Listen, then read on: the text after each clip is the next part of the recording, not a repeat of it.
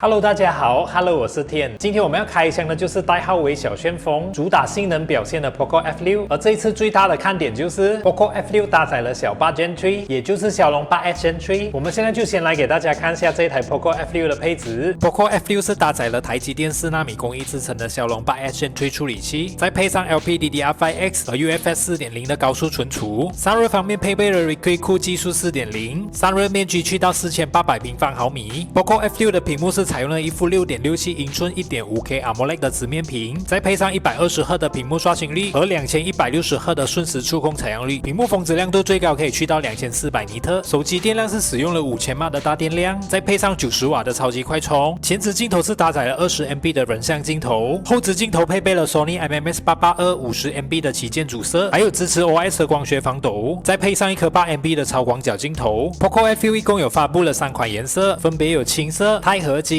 和黑色，它也有支持 IP64 等级的防尘防水。在马来西亚有推出2个版本，8+256卖价1799，12+512卖价1999。它的机身厚度是7.8mm， 重量是去到179个 gram。这一台就是 Poco F6 啦。我们先来做一个开箱，盒子里面会有送你一张说明书和一张保修卡，也会给你一支开信卡的信卡针，还有包括一个黑色的硅胶软壳，还会送你一条 Type-C to USB 的数据线和一个原装90瓦的快充充电器。现在在我手上的就是 Poco F6 的实体机，我们这次拿到的是钛合金颜色的版本，上方就有它的2颗镜头，还有一个闪光灯，侧边就有一个 Poco 的 logo。Poco F6 使用了简约设计风格，后盖也采用了4曲面等身造型，这个是下方的 speaker， 这个是 Type-C 的充电插孔，这个是麦克风的 sensor， 这个是放信卡的位置，这个是上方的 speaker， 这个是 infrared 的 sensor， 这个是麦克风的 sensor， 这个是侧边的音量按键加跟键，这个是开关机按键。从侧边看起来，主镜头的部分会有一点稍微的突出，屏幕正面取消了塑料保护壳，进一步压缩边框，左右边框 1.3mm， 屏幕下巴只有 2.27mm 罢了，也是属于比较窄的边框。再配上一颗中央打孔屏的 camera 设计，它的处理器是8核，最高可以去到 3.0 GHz。Android 版本是用到 Android 14，系统版本是去到 HyperOS 1.0.3， 它也可以支持高级材质功能。色彩风格里面，它可以支持专业原色、生动、鲜艳和高级模式。屏幕刷新率可以支持60Hz， 最高可以去到120Hz。它也有支持超分辨率增强，还有视频画质增强。内存扩展里面，它最高可以扩展多8GB 的 RAM， 它也有支持心率检测，它还有支持感知锁屏。这一次 Poco F6 也可以支持隔空手势功能。这个是主镜头，这个是广角镜头，这个是2倍镜头，它 zoom 的话最高可以 zoom 到10倍。在录像里面，它也可以支持超级防抖，录影画质可以支持 720p 30帧，最高可以去到 4K 60帧。这个是文档模式，这个是专业模式，这个是人像模式，这个是夜景模式。更多里面它可以支持 50MP 超清视效、全景、微电影、慢动作、延时摄影、长曝光。这个是开启了夜景模式之下拍摄出来的样张效果，这个是在比较暗的夜景之下拍摄出来的效果。这个是前置镜头的人像模式，这个是开启了 50MP 超清视效拍摄出来的效果，这个是使用了后置主镜头 4K 60帧的帧数拍摄出来的效果，这个是开启了超级防抖拍摄出来的效果，这个是采用了前置镜头 1080p 60帧的帧数拍摄出来的效果。在多核跑分里面，它最高可以去到1474804分，它的单核跑分是去到1731分，它的多核跑分是去到4561分。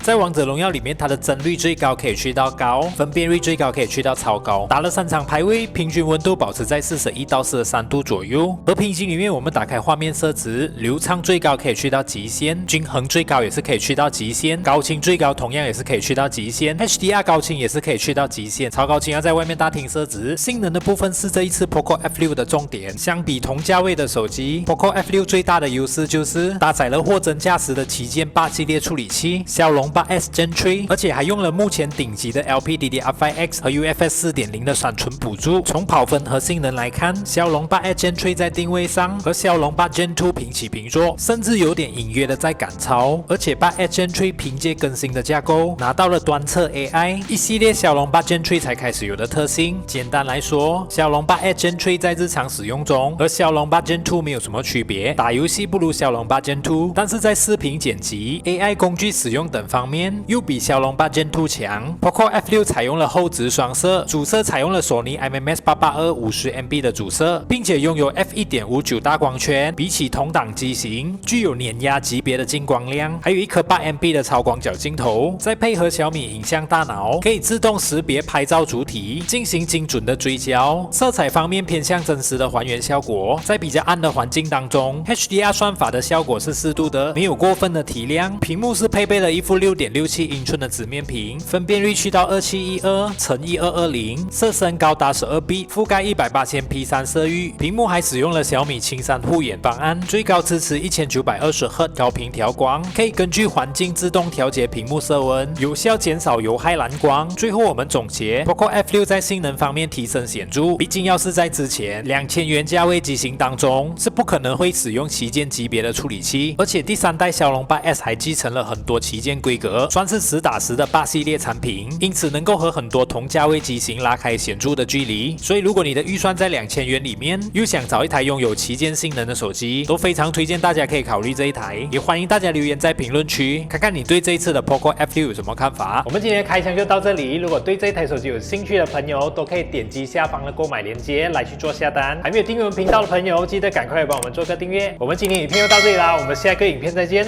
拜拜。